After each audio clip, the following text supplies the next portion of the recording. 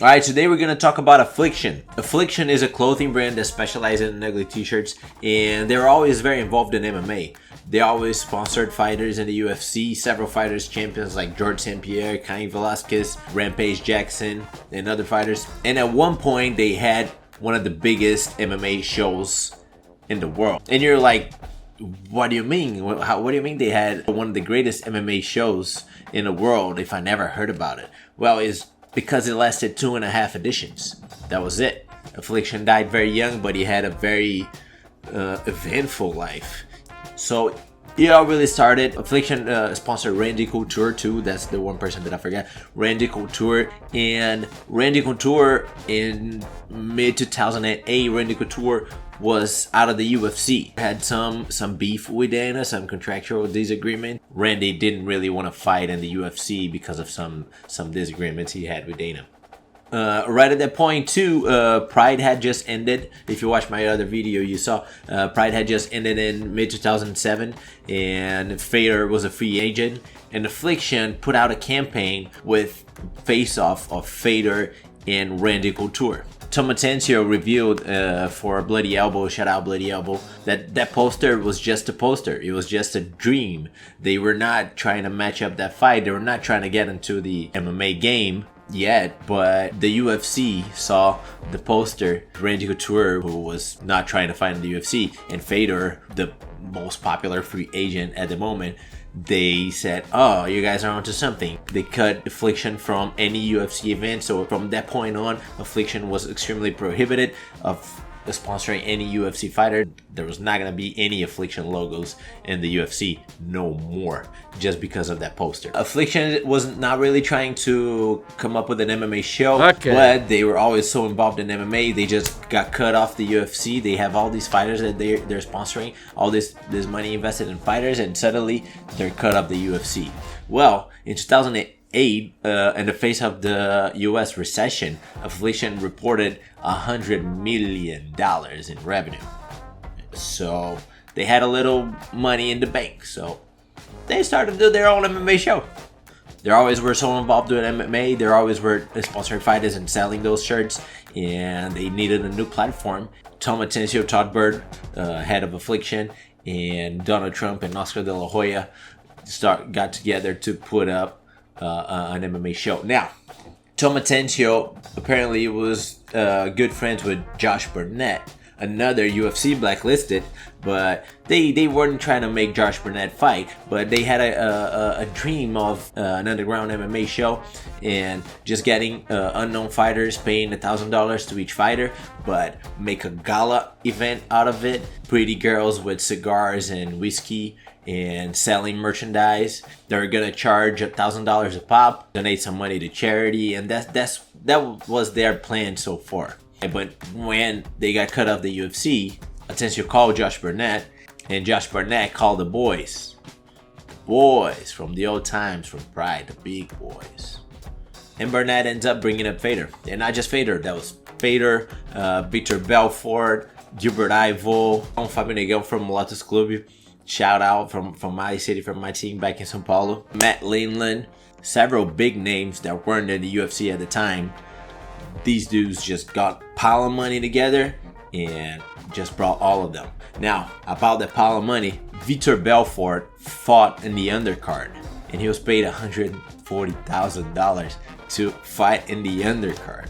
So Affliction just started throwing out money. The goal of the first show, it was not to make money, it was to make some noise. Tom Atencio also confessed to Bloody Elbow that if they broke even or got close to break even on the first show, they're gonna keep going. Tom Atencio also said the show was really just a platform to sell shirts. It was like an advertisement for the brand, for the clothing brand. So really they were not trying to make money with the MMA shows. They're trying to go out on television, putting Affliction everywhere, Affliction, and really make revenue with the shirt sales. That really showed on their payroll, and that's how they got to compete with the UFC since the first show, since the first event. They were not interested in make money. They had a lot of money already, and they were just trying to make noise so they could sell shirts and then make money. So shout out to Affliction, Todd Bird, and Tom Atencio to pay us MMA fighters so well. So the plan was to build up Fader and Josh Barnett. Fader and Josh Barnett were gonna fight a couple times and then meet up for a giant show, Fader versus Barnett, and that was gonna be like the thing. So the first show ended up being Atencio versus Fader Emelianenko. Fader Emelianenko would be in every main event. It would be like really the main star of the show. By the way, at that time, Fader was the pound for pound king. Him and Anderson Silva were at the top of the game. Everybody was saying like those guys are the GOATs. Those two guys are the greatest of all times. A little more for Fader, honestly. Anderson was just at the start of his GOAT reigning, which was a legit one, but it was just at the start at that time. Silva gets paid $800K to show, just to fight, just to be there. Josh Barnett wanted Ozzy Osbourne to play during the show, but he was busy, so they got Megadeth. So they had a heavy metal band playing between fights. That was unheard of, I think. I don't know, maybe someone did it, but I don't remember. And the bill was $3.3 million, but that's just for the fighters. Fighter payroll was $3.3 million. Besides Megadeth, besides Arena. UFC tries to ruin it. At the same day, UFC got their GOAT, Anderson Silva, debuting as a light heavyweight, and they gave that for free, not a pay-per-view. It was live on Open Television, and that was just to try to ruin their competition's first show. Even though Affliction sells 100,000 buys on pay-per-view, Tom Atencio to this day says that he doesn't even know how much money they lost on that show, but 100K buys was loud enough, was noise enough, and they're gonna keep going to the second show. On the second show, Affliction Day of Reckoning, I'm pretty sure that was the name of the second Affliction show. Things started getting complicated. Fader and Arlovsky is the main event. They scheduled for Las Vegas, which is the home of the UFC. Still to this day. Back at that time it also was, and they didn't sell shit on the first week. So 1 week after they scheduled the event, they decided to go back to where the first show was, Anaheim, California, and that went a little better. To make matters worse, Randy goes back to the UFC at 45 years old to fight Brock Lesnar. Props to the guy, 45 years old, fighting Brock Lesnar, but that did not go well for him.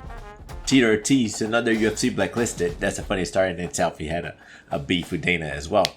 And he was scheduled to fight on the second show, but on the Las Vegas date. When they changed it to Anaheim, California, they changed the date, and that didn't work for Tito Ortiz anymore because he had a back surgery scheduled for a few days before. So at the show, he just had back surgery and he couldn't fight. So instead of fighter, they put him as a color commentator and announcer, which was bad. Well, here we are with Geraldo Babalu. You did an awesome job. So what? You're a black belt in jiu-jitsu, getting an awesome submission there. I want to tell me what you see. Let's go ahead and see by the fight what you saw in the ring. But anyways, despite Tito Ortiz, the event went well and nice and was good and expensive. Andrei Arlovsky fought Fader in the main event and got paid $1.5 million. So UFC was paying their main event guys, which was Brock Lesnar and Randy Couture, $200,000. $200,000 to show and $200,000 to win. That's what Brock Lesnar got for beating Randy Couture.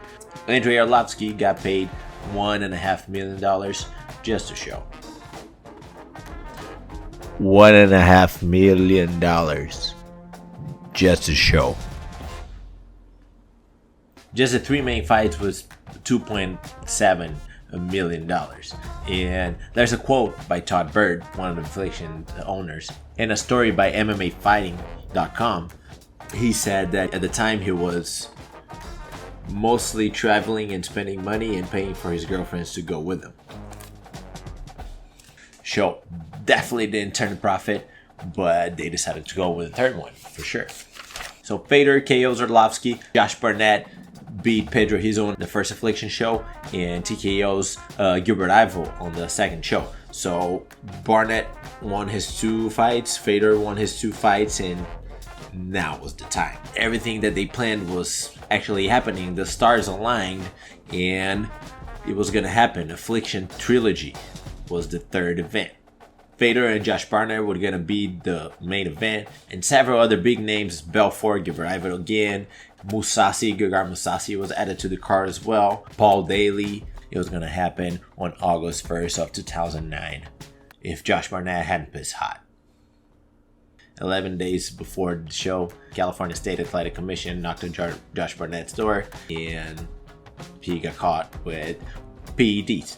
Now, if you remember, Josh Barnett was the youngest ever UFC heavyweight champion. At the time that he was champion, he was the youngest ever UFC champion at all. John Jones broke his record, but he's still to this day the youngest heavyweight champion he would be if he hadn't pissed hot on that occasion too. So Josh Barnett is an old offender. Happened quite a few times. I don't know how many right now, but yeah, he did it again, and that killed Affliction. That was it. They try to get other people to fight Vader. They try to go with Brett Rogers, Alistair Overeem. Victor Belfort was in the show as a middleweight, and they tried to get him. He accepted the fight, looking for that Vader fight payday, you know. And actually, Tom Atencio said to Bloody Elbow in 2020 that actually what came down to is that they didn't put card subject to change on the posters. That's why they couldn't replace him. They would just be vulnerable to lawsuits left and right. So that was the reason that it came down to, that they didn't follow up with the show. 2 days after Josh Barnett pissed hot, Affliction 3 was called, and Affliction MMA was over altogether. They said, we're out of the market, we're not doing shows anymore. So Tom Atencio, Todd Bird called it a day. Paid the fighters. They paid the fighters still. That's it, and that's why you never heard of Affliction MMA. And the very next day, UFC announced that Affliction was back in the UFC and they're friends again. Alright, so that was it. If you haven't subscribed to the channel, and if you haven't seen my next video, check out my next video. I don't know what it's about yet. I haven't made it yet, but when I make my next video, the link's gonna be here, and be sure to check it out because it's gonna be pretty good. Alright, thanks for watching. Holla!